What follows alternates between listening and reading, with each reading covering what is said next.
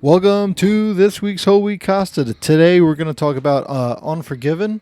It's about an old Clint Eastwood who gave up the life of killing and shooting. Oh, it's a Western. He used to be a cowboy, and so it starts off with two cowboys cutting up a prostitute's face in a whorehouse, and the whores get together and they sorry, the prostitutes. Well, they say it in the movie, so it's okay. They get together. They get $1,000 together to put a bounty out on these two cowboys.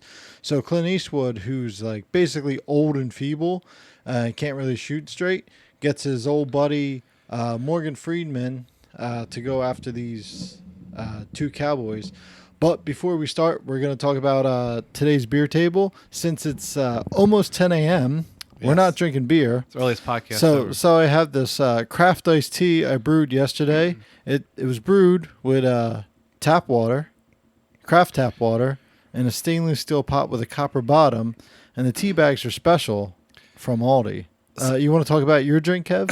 So this is honestly me and JD because when I got here, I was like, went to Trader Joe's for the first time ever. And then JD was like, oh, it's great. I was like, yeah, it's kind of like Aldi for dumbasses. Like, I hated everyone that was there.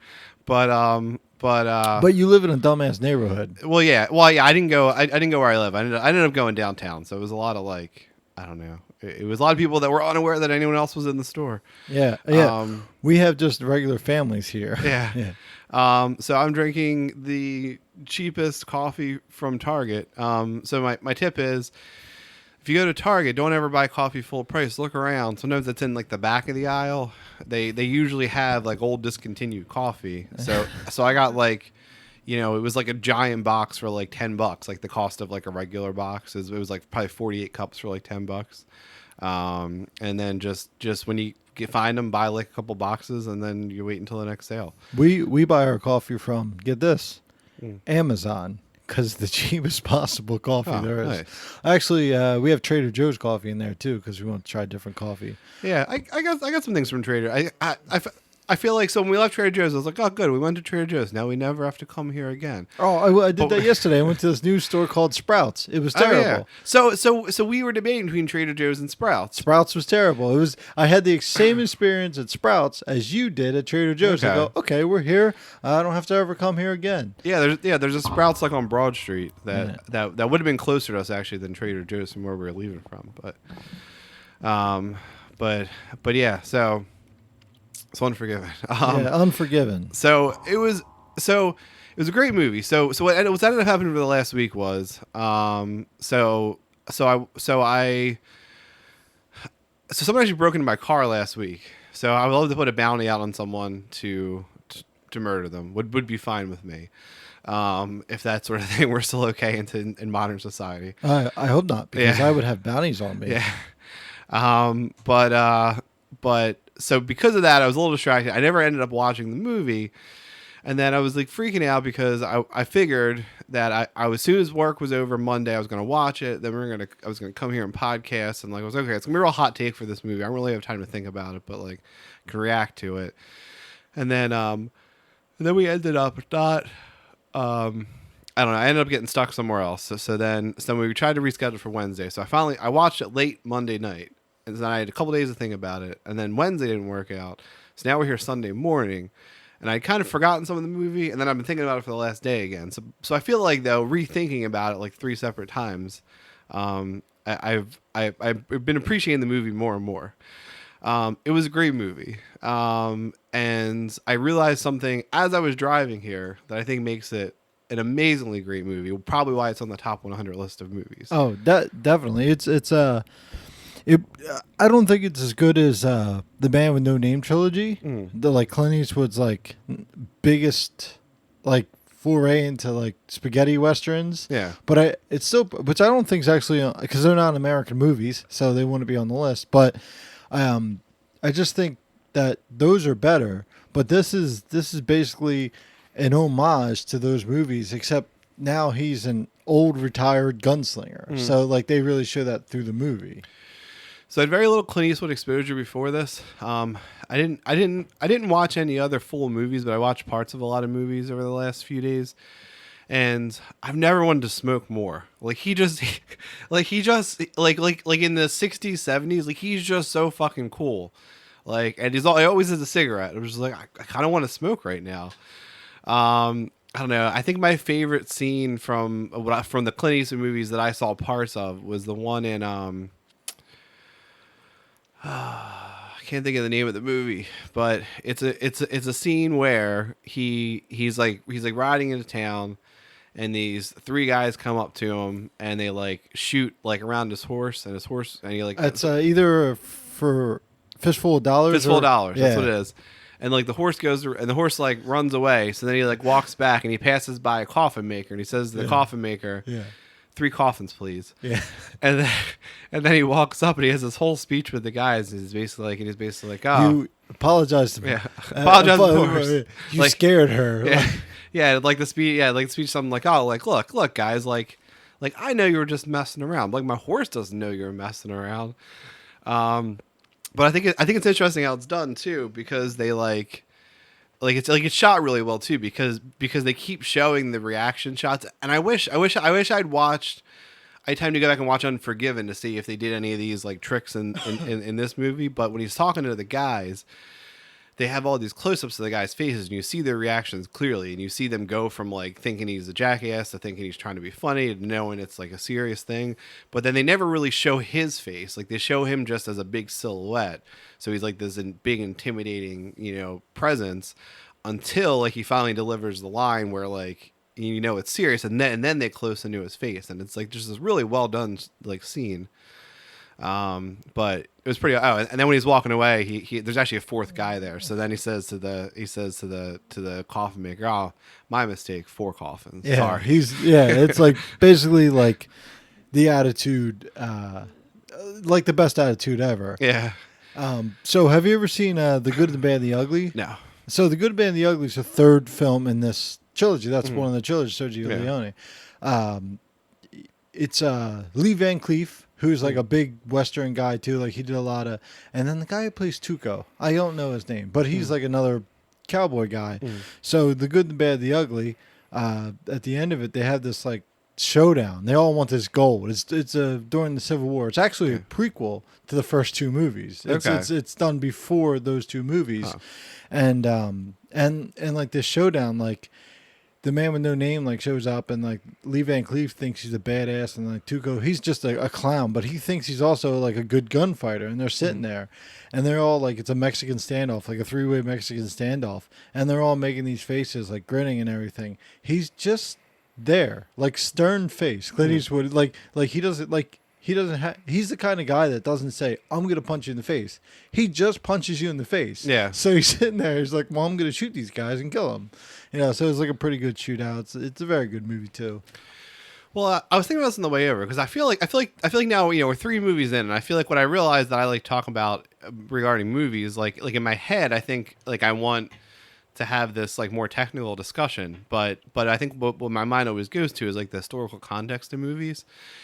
And when I was driving over here, I was actually watching this documentary about like the Old West, and it was interesting because it was a document. So the clip, it's introduced by Tom Brokaw like 20 or 30 years ago, and it's a documentary from like the 40s. It's like of like the 1880s basically.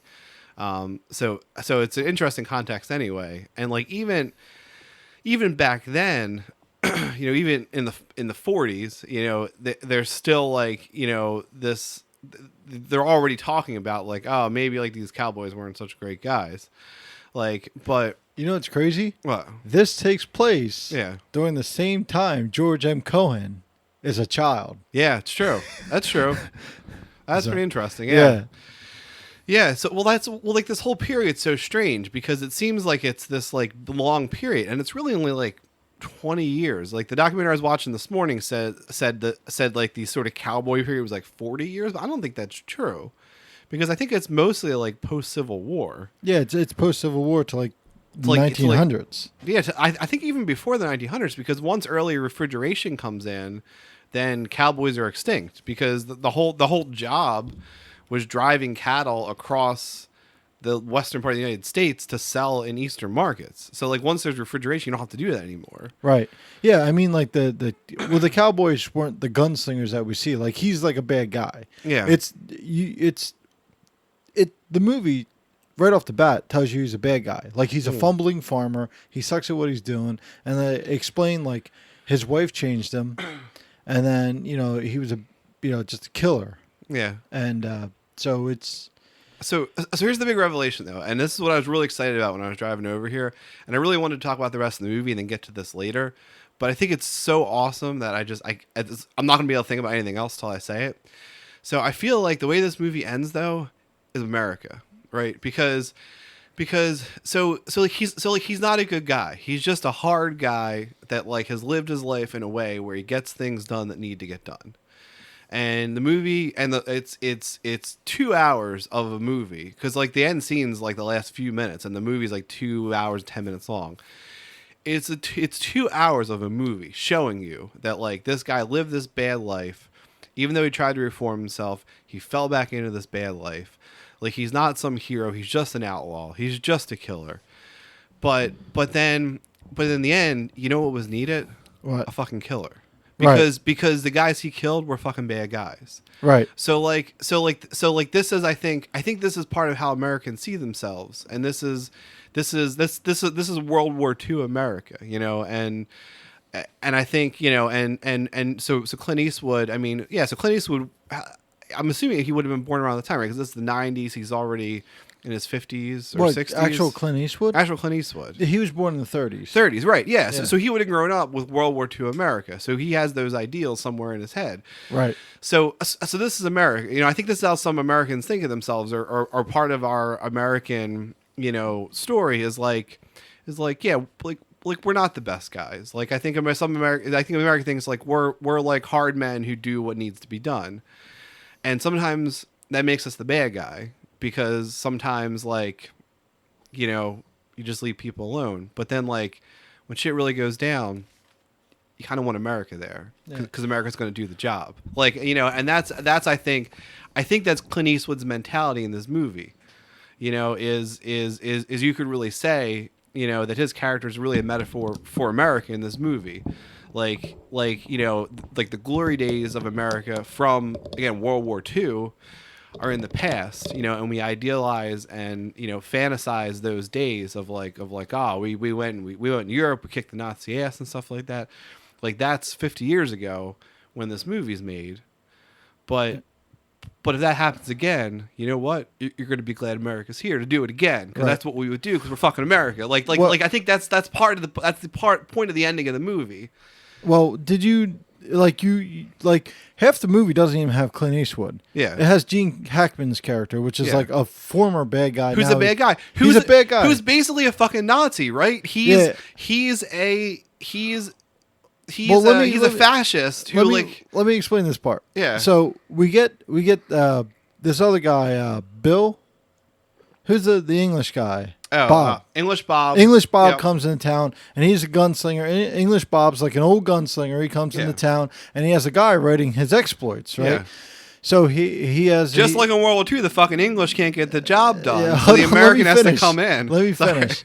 He has this guy writing his like this fantasy about the cowboy. It's like the same fantasy like we've grown up to know about, like the cowboy, how like they're gunslingers and the fastest. Like, and then like all the cowboy movies prior to this, like John Wayne, Lee Van Cleef, Clint Eastwood, all the Franco Nero, like all these cowboy movies you have, like these guys are like pulling the gun, they're quickest on the draw.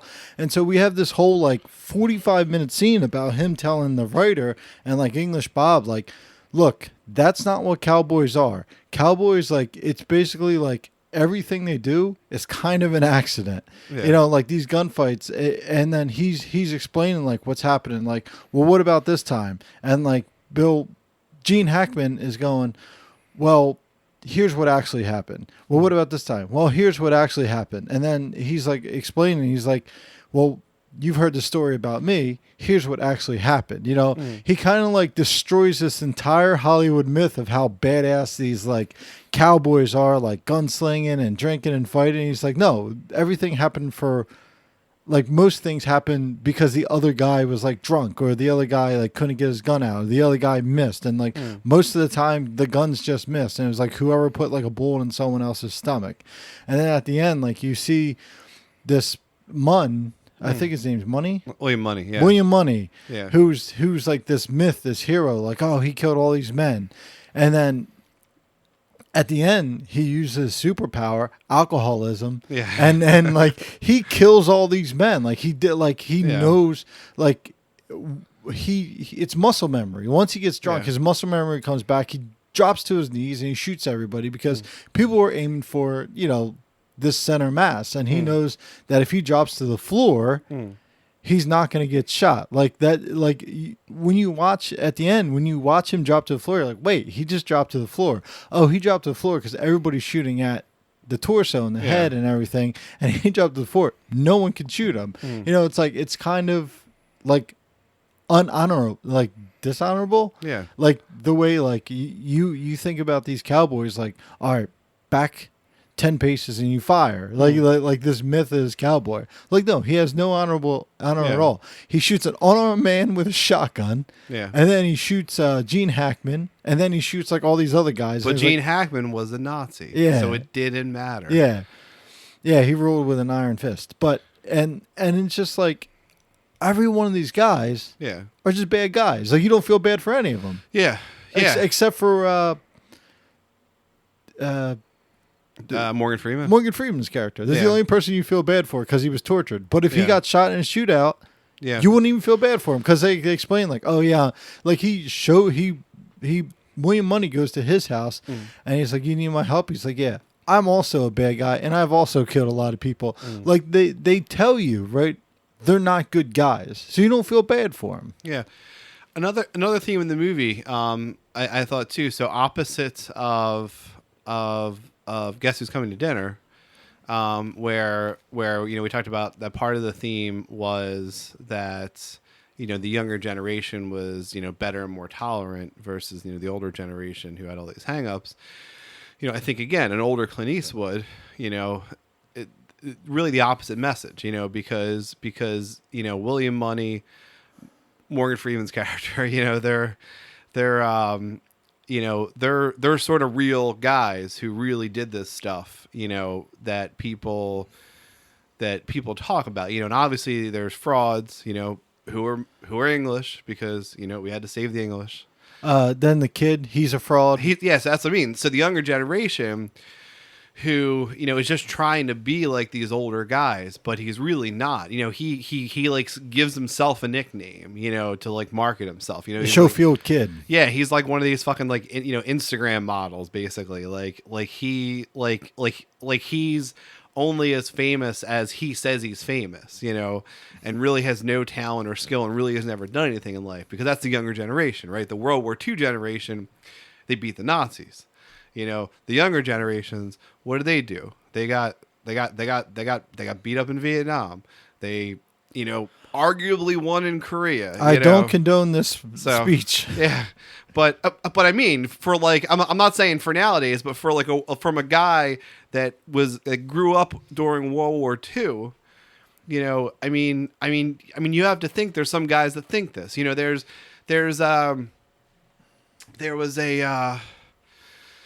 There was a King of the Hill episode about this, where the VFW guys are all like World War II vets, and then they decide to let in the younger vets, and it's this whole thing where like the older vets like call them pussies and stuff, basically, because they beat the Nazis, like what did you guys do, like basically like, oh, we beat the Nazis, and like with basically no effort, like we just went over and beat the Nazis, and like oh, I don't even need fucking chins to beat the Nazis, there's like the great Cotton Hill line, like then no, and the Japanese were coming, and they were coming faster than I can kill them, so I killed them faster. Yeah. So I'm not saying this is right. I'm saying, like, I wonder if this is part of like the World War II generation, which Clint Eastwood would be part of, part of his thought process about America at this point, and and I mean, and then you just think about like his get off my lawn scene, like in the other movie, like Gran where, Torino. yeah, where that's what it is. He's an old guy, and He's- like his fucking kids need to get off my lawn. Yeah, like, well, yeah, he's yeah. like he lives in that old generation. In Yeah. Gran Torino, he lives in that generation where he went to Korea, and Yeah. he's like the line. He's like I'm not gonna say any of the expletives, but he's like Yeah. I've stacked bodies. I've stacked your bodies up high for basically use as sandbags. Yeah. Like it's like no one knows what he saw, and like his well. I've had this conversation with a couple of people. It's about racism. Yeah. There's basically two types of racism. There's one where you're just like taught. You're taught like racism. You know what I mean? You're taught by your parents. You're like, you don't, or whoever, like, you don't like this person because of this. And Yeah. there's like a kind of like a learned racism where, you go to Korea and like, you don't know why you're sent to Korea. You're told the Koreans are bad guys. So you go there and like they're attacking you and you're like, well, now I don't like Koreans. Yeah. Like they tried to kill me. But like you don't see the other picture. Like you're basically an invader. You're told these are the bad guys. So you're taught. And like then they try to kill you, so you learn like I don't like these people. So, Yeah. and at the end, like until he has like a real conversation with these people and finds out that they're not even Korean, he finds out like they're just like me and you. Like it really changes his perspective on it. Yeah, so either way, it's both based on ignorance, but it's for sort of different reasons. Yeah, we need to bring it back to racism. Yeah, well, you mentioned the movie. That's like that's basically Guess Who's Coming to Dinner. Yeah. Like Guess Who's Coming to Dinner is about them inviting a black family inviting to an upper rich, Yeah. and like Gran Torino is like this like ignorant white guy Yeah. being invited over to Yeah. Mun. I think they're Haman. Oh, Hmong. Hmong, Oh, they yeah. are okay. Yeah, the Interesting. people, you know what I mean? Yeah. Like he sees this like culture shock, and like over time, Yeah. he kind of changes. Like his wife passed away. Like he was isolated for 40 years. Yeah. Now he's like not isolated, but then he sees the bad part of him, and then like he sees the I guess the gangsters that shoot up their house and everything. But he sees these families are just trying to be families, just like anybody else. So Yeah, that's pretty cool. The Hmong community is like super interesting from a healthcare perspective. But, Yeah. but yeah, so Also directed by Clint Eastwood. okay. Yeah. But yeah, this movie, I mean, some of the other great scenes, I mean, again, and the lead up is, and I guess it's kind of hard, after I'm trying to, how I view the movie now after thinking about what I thought about the ending. Like, does the ending change the whole movie? Is this your classic, like, building to the denouement sort of story where all this stuff about, how non-glorious the killing was and the Wild West was just builds to this ending where it's like, no, it actually was pretty fucking awesome. I feel like the ending, Yeah. like if the movie's in 3 acts, I feel like the ending's like a 4th act. Yeah. Like it was necessary because he's going out for revenge, but it was unnecessary at the same time. Like you show this, like the movie starts off like, hey, the Schofield kid shows up like, I hear you're a killer. I need a killer. Yeah. We got to go kill 2 men, right? Yeah. And then he gets his buddy. He's like, oh, we got to go kill 2 men. And so like they go to do it, but it shows like it kind of shows like you watch action movies all the time, and you see like one man sends in and kills like an army of 40 men. It shows like how difficult it is to kill just 2 men. Like you need more than 1 man. Like you know what I mean. Everybody has guns, so it shows that, and then it destroys the myth of cowboys, and like they added that. Capturing Morgan Freeman to make it a complete movie. Yeah. Then he goes after his revenge. It just shows how much better of a killer he is than everybody else. Like he's the one in the million that's bred for killing. Where the Schofield kid and Morgan Freeman's character and Bill and English Bob, like they're killers, but like they're not bred for killing. This guy was bred for killing. Well, so that's kind of what I was getting at. Like, is the last 10 minutes of the movie? Is that the third act or is that epilogue? Because I believe it's epilogue. Because if it's epilogue, then it's just it's just what you're saying. It's just about his character. If it's third act, then it totally changes the rest of the movie.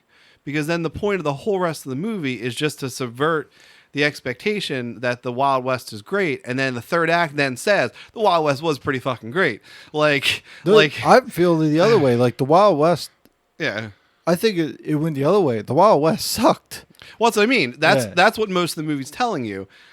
But my my sort of thought while I was driving here of, is this trying to say that like they were bad guys, but like sometimes you need bad guys to do bad things to like get stuff done.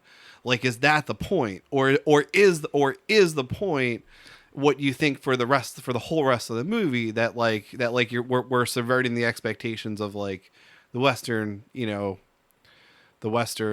genre, because my initial thought a few days ago about this was real quick. I think the point of the movie is like this kid.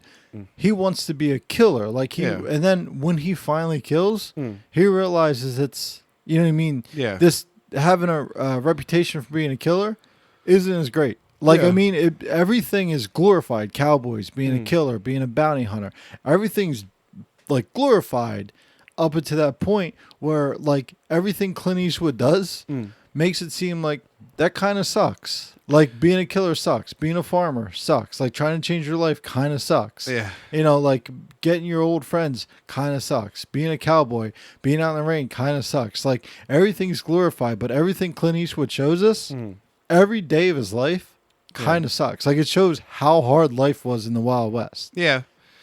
But I mean, like the two kills are pretty terrible before that. Like when they actually accomplish what they're trying to accomplish and kill those two guys, because the first one they kill, he was the guy that didn't actually attack the woman. So like you don't really dislike him quite as much. Like, I mean, he got wrapped up with the other guy. He didn't stop it.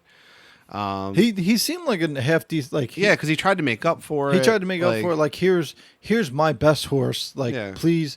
Like he gave it to the bet, like sell it if you want. Like, I don't know why I'm wrapped up, and I don't want to be wrapped up. But like, it seems like you guys wrapped me up. So here's my best horse. Yeah. So it doesn't seem like he's really an evil guy, and his death is like pretty terrible. Like, there's a standoff.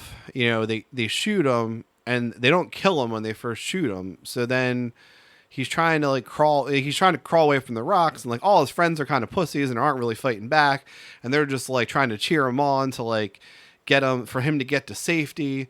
And then and then Morgan Freeman's character can't really shoot him, so then Clint Eastwood's character tries to shoot him, and they hit him again, and they hit him in the stomach this time. And now he finally gets to safety, but now he's bleeding to death. Yeah. And then he's like, "Oh, I'm just so thirsty." And then like Clint Eastwood's like, this fucking sucks. Like, just someone give him fucking water. Yeah, you're not gonna shoot. We're not gonna shoot. Like it's like just let him die. Like it shows the reality of actually trying to kill someone. Yeah, you don't just die. Yeah, like you suffer. Yeah, it's not this glorious action scene. It's like you can tell they're all like even our three main characters they're not happy they kill the guy. And then the scene where they kill the actual attacker later on, who is a bad guy, who the movie also tells us has a small D as part of his motivation for it. Because the Schofield kid is nearsighted, he like walks up point blank to him and shoots him like while he's taking a shit, and like has to shoot him multiple times.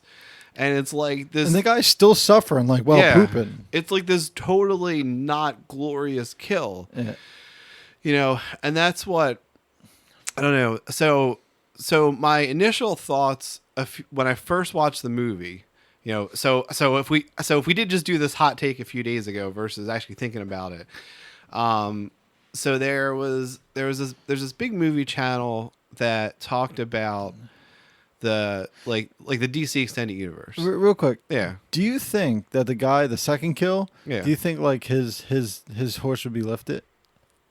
Like he like the horse have like lift it, and then have like a really impressive saddle. just like the guys with the small D's now, like Oh, have probably. Like, Oh, I see what you're saying. Yeah, probably. like Yeah. his horse is like exquisite. Yeah, It yeah, has yeah. like spikes on the back and But yeah. So where my mind initially when watching it was, so there's one of the bigger film channels that covered all the movies in the DC extended universe. They compared the people that wrote the Marvel movies to the people that wrote the DC movies, especially where Batman's concerned. And his point was, you can tell the love that the people that wrote the Marvel movies have by how many different sources from the comics they put into the movies. You talked about Thor Ragnarok in particular. Like I said, in Thor Ragnarok, you're looking at them, you're looking at the movies, and it's like, and they reference a bunch of different Thor stories, and they're like, oh, and then we'll put in some Planet Hulk too. And it's like, wait, what? And then it's like, oh, well, yeah, look at old Planet Hulk.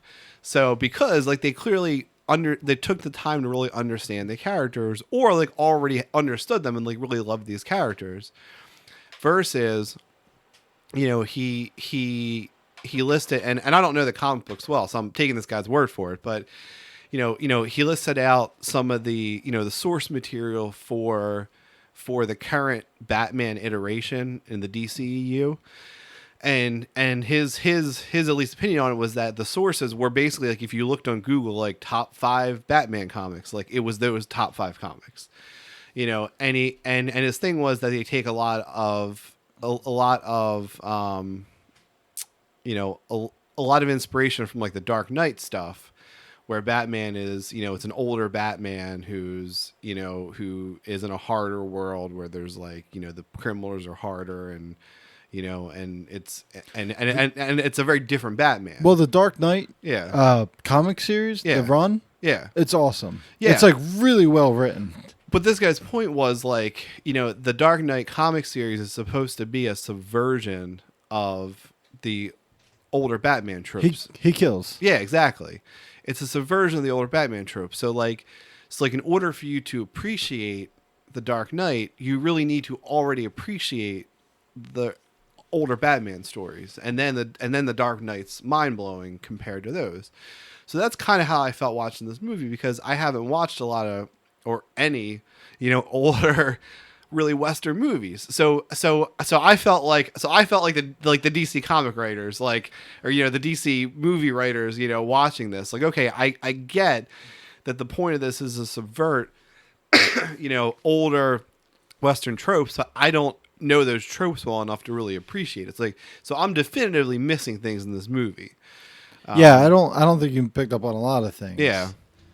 Just like I said in the very beginning, most Westerns are like, all right, we're gonna go kill these men, and like they like, what it is they would go from town to town, like looking for these men. They would get in shootouts, and like one person would like Morgan Freeman's character would have like took a shot to the arm. He's like, oh, I gotta go home, and he's like, no, well, he probably would have got tortured. Like, no, these 3 guys are like old and bumbling, like they're feeble, and they show that, and they really just destroy the cowboy myth in the movie.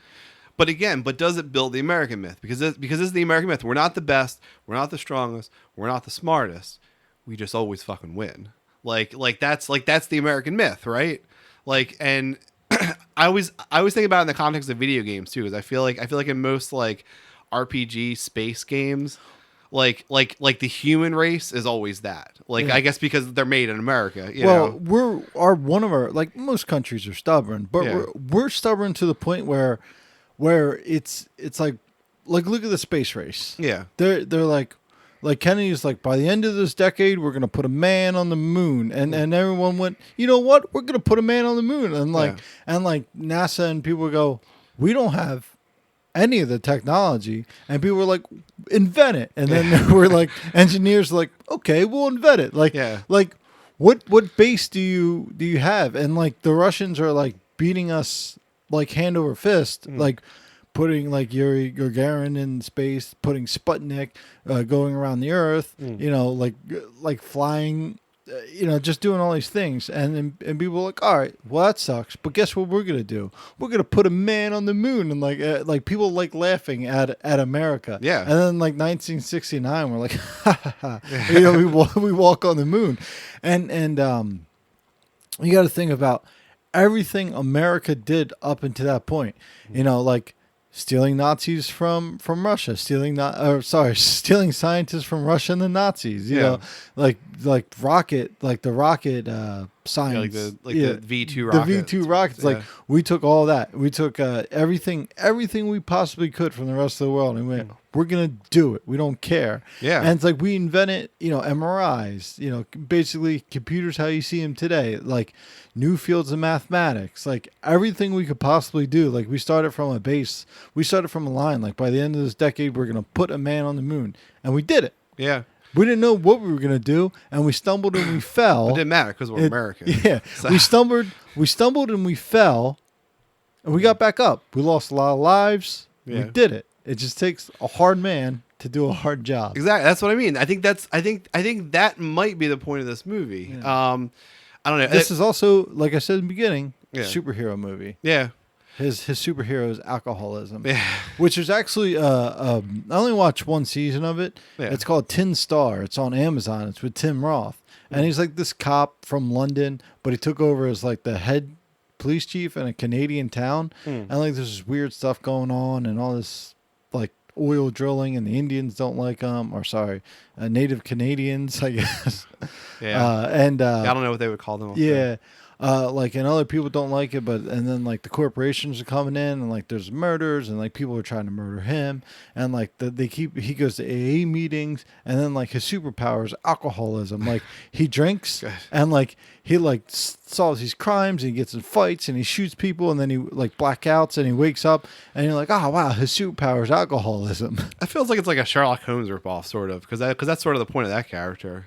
But the other cool America story though is so part of the early World War II strategy from like the Axis powers was to seize world resources. Like that's why Germany invaded who they invaded right away, to seize like oil and mineral resources they would need for the war, and Japan seized areas in the Pacific right away to basically take all of the world's natural rubber production, which at the time was all of the rubber production because we only had natural rubber. So with all the rubber production seized, America went to its scientists and said, hey, can you guys make fake rubber? And they're like, yeah. And then so it didn't matter. It didn't matter that Japan seized all the natural rubber because we just made different rubber. Yeah, it's like yeah. My Ford has natural rubber. Okay. I gotta rip it all out. Yeah. Yeah, but yeah, you're right. It's like So, but anyway, so again, I'm not saying this is 100% how America is or how everyone in America thinks, but I think this is how people from Clint Eastwood's generation would think about things. like World War II, Yeah. or sorry, World War One, before his time, but before the movie takes or after the movie takes place. Yeah. America still had the same what's it called like way of thinking, because we didn't have very many trained soldiers. Like we Yeah. went from like 80,000 to like 800,000 in a matter of like months. Yeah. And then Americans, they tried. There's stories where like they're like, all right, here's your gun, and they're like, well, we don't want that gun. Like we were a land of hunters and farmers and tracker, and they're like, we don't want those guns, and we're gonna take our own shotguns. Yeah. And we would go into trenches with like our own shotguns and just obliterate the trenches. So the Geneva Convention, Germany tried to outlaw shotguns because we were so destructive in the trenches with the shotguns, and it's like we told like people that got drafted were like, we're not taking your guns, we're going to take our guns, the guns we're used to doing. Yeah. So and this also happened in not the Civil War, probably in the Civil War, Revolutionary War, where there wasn't any standing army. yeah, we had like militias. We had like a very small standing army, and there's because we're a country of farmers and hunters and gatherers and everything, we'd have these militias, and we were such a small. It was the whole battle was pitched until France came and helped us. So we would do guerrilla warfare. Like we invented guerrilla warfare. So we'd have like these people that could shoot 300 yards away, and they would start picking off officers, from from the woods with Yeah. these rifles, and like our standing army is like, here's your gun, and these hunters are like, nah, we got our own guns, don't worry, we're used to these guns, and we would shoot officers, and then like once the officers are dead, like all the lower ranks are like, what do we do? And then like we'd have like 500 men going against 2,000 men, and just wipe them out. A whole bunch of English bobs. Yeah, a bunch of English bobs. I feel like I wonder if that's like a slur for English people, like that name. Like I wonder if that's intentional. Like Oh, if English Bob? if that's supposed to be some sort of like slur sounding name. No, Like, English Bob is probably, his name's Robert, and Yeah. there's a bunch of other Roberts, so he's English Robert. yeah. But yeah, I was thinking Just like they call me Strong J, because Yeah. I'm the strongest man at work. But yeah. I was thinking about too about, you know, how like I kind of wonder how like cowboys, like, you know, and by cowboys I mean like the outlaw cowboys that we see in movies, because I'm sure some of them really existed. You know, obviously it wasn't like the whole Wild West like they show in movies, but Yeah, like Billy the Kid. You know, Yeah. like, but I wonder how people that like romanticize them during that time period would have seen them. Like, where like, are they the American equivalent? Like are they basically like the American fantasy story? Like, are they the American equivalent to like knights essentially? well, I think probably because they get to travel, you know, and all this other stuff. But writing, they read these small novelettes about how like exciting the cowboy. I've actually read a couple. They're very boring, Yeah. but about how exciting like the cowboy. You get to go in these small towns and meet women, and like this fantasy that they write up was just to get more cowboys. Yeah. You know, like, oh, look at this, great. You get paid every day. You get to eat stew and meat. And, you know, if you go hungry, we kill a cow and cook it up. And you get to go in these towns and meet these beautiful women, and you get to sleep with them for a quarter. And they write these fantasies up on paper. Yeah. And the life is hard and terrible. So there's one thing like I wanted to talk about. It's about, have you ever seen The Hateful Eight, Quentin Tarantino's, where they talk about these rewards, these bounties, like one at Dead or Alive. Wait, one day you're gonna be like, "Did you ever see the movie?" I'm like, "Yeah, I saw that movie." Yeah, one day. Yeah. So it's The Hateful Eight. They talk about these bounties, like, oh, this bounty's $10,000, and this bounty is like $2,000. This bounty's $8,000. Well, the prices, because the Hateful Eight takes place around the same time as this movie, you know, towards the end of after the Civil War, before the 1900s. So they're talking about, and then these outrageous bounties, and like I read about it. It's like bounties are like $400. So it's really hard to get a piece, because after we go off the gold standard or 1912 or whatever, our whole currency system changes, you know, like different inflation. So it really like rocked the world. Yeah. But like a bounty of $1,000 for two men. Yeah. And that's then a lot. they want to split it two ways. He's like, I need the money. And then they get another guy and they're like, we're going to split it three ways. And the Schofield kid's like, how much is that? And they never answer. Like, we know how much it is, but he's like, enough. You know, it's like, and it's like $333.33 or whatever. Like that's enough to like change your life during that time. Like 300, like if someone asked me to do something kind of arduous, Yeah. I wouldn't do it for $333. You know, so it's like you got to think about the amount of money it takes. They want to kill men, and killing these two men wasn't legal. They could still go to jail. Yeah. Just because there's a bounty, it's not by the marshals. Yeah. Yeah, I don't know. Yeah, it's really hard to compare for time periods. I watched something once about they were trying to compare like older to modern standards, and they were talking about like in like the Renaissance sort of era, and they were talking about how like basically like the Renaissance here in England, and they were saying how it's really hard to like compare because like during that time period there was so much economic disparity that you would have like the rich, like the super rich people, would still pay hundreds or thousands of dollars for a dress, just like we would nowadays. So like, essentially, they paid more then than we would pay now, like inflation wise. But then like, the super poor people might pay what the equivalent of a few dollars in today for like room and board for a whole month. There was just different scales of wealth because there was such a disparity in income, which probably would have been about the same in America then. You would have had these super rich people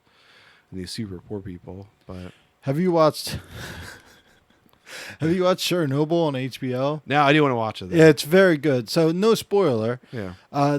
They talk about how they're trying to clean the top off, so they get like 3,800 people to clean the top off the building, like with shovels and everything, Yeah. so they can build a containment over it.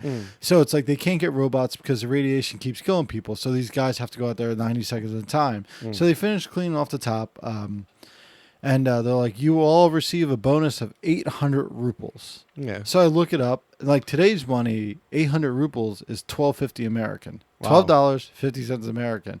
So I looked it up. In 1986, it was like 3 months' salary. Wow. So that's how much Yeah. money changed, like the inflation and prices and everything. 800 rubles, 3 months' salary. Today it's $12.50. Well, so I mean, but I mean, it probably would have been the equivalent. I mean, the same equivalent back then. Just that's how little money they got. No, Yeah. just inflation in Russia is so bad. Yeah. Yeah, it's an hour's worth of work. Yeah. Versus 3 months' salary. Like the Yeah. inflation in Russia is terrible. Yeah. Like, That's what I mean. Like it's not an inflation thing. I think it's not like a difference in the money now versus the money then. It's difference for the money in the U.S. versus the money in Russia. Is what I'm saying. I don't know, but yeah, that's probably what we're talking about for this movie. we barely talked about the movie. We talked about the historical context I feel and like we some talked about the movie theories. a lot. Yeah, but I think Oh, it this was is an interesting episode. Yeah, I think the movie was really good. Yeah. and I understand like why they picked it, and because like I keep saying, I'm sorry, but like it's about destroying the myth, and you really saw it as you really see it as like hard men for a hard job. Maybe. See, I don't know. I think it could be either. But I just think for it to be I think it's easy to destroy the myth. I think to destroy the myth and then subvert that subversion is probably why it's on the top 100 list. Although, so the major critic reviews I read of this movie agree with you. But I feel like I don't know. I just feel like that's easy to do. I feel like, I mean, I don't know. I feel like there's one more layer that people are missing in general. What's the next movie that we're gonna watch tonight? See, when I watch these movies, I don't read any critic reviews or anything because I really don't want my opinion or like what I think about the movie, like really focused on what other people say about the movie. Yeah. So, all right. So tonight's movie or this next week's movie or whatever is Bringing Up Baby. What's that about? I never heard of this movie. Yeah. It's about harried paleontologist. I don't even know what harried means. Hold on, now I gotta look up harried. Here, I'll you look. Okay. Yeah, what's harried mean? I don't exactly know. Feeling strained as a result of having demands persistently made on one. Harassed. Okay. Okay, so he's a very busy, stressed out guy. Busy paleontologist. Yeah. Hold on. Paleontologist. The guy studies dinosaurs. Yeah, no, I know. I know that. Hold on. I'm pretty sure paleontology started like less than 100 years before this movie came out. Yeah. Yeah. Like Mary Seacole, is that who it was? That it was the woman that found. I don't know. That might not be her name. She's the married seashells, like that's that nursery rhyme. It's about her finding dinosaur bones on the English coast. Like George Washington didn't know dinosaurs existed. They know about dinosaurs. Yeah. Well, I mean, we'll probably talk about it later. Anyway, what's the synopsis? All right, sorry. Harried, and harried means very stressed out. Yeah. A lot of stuff to do. Paleontologist David Huxley, paid by Cary Grant, has to make a good impression on a society matron, Mrs. Random, played by May Robinson, who is considering donating $1 million to his museum on the day before his wedding. Huxley meets Mrs. Robinson Random high-spirited young niece, Susan Vance, played by Katharine Hepburn. Okay. So Oh, Katharine Hepburn. Wow. Yeah. So a madcap, look up madcap, adventures who immediately falls for this straight-laced scientist. The ever-going chaos, including a missing dinosaur bone, a pet leopard, threatens to swallow him whole. Why don't we just watch Jurassic World? Yeah, because the movie's terrible. So the box office it made $1.109 million. So she's going to donate basically what the movie made. So I've watched Jurassic World: Fallen Kingdom so many times. It's Sam's favorite movie currently. yeah, it's a terrible movie. Yeah, there's so many. I mean, I honestly probably will just talk a lot about Jurassic World: Fallen Kingdom tomorrow. Do not. Depending on. I will never post a podcast. Let's see. Yeah, don't bring the movie up because it's such a bad movie. I'll bring it up as bonus material for this podcast. So yeah. So inflation calculator, 1938, $1 million is $18 million. Really? Yeah. Yeah, I feel like that's another just like box office are probably very different then. Yeah. So that's really it for this podcast, right? Yeah.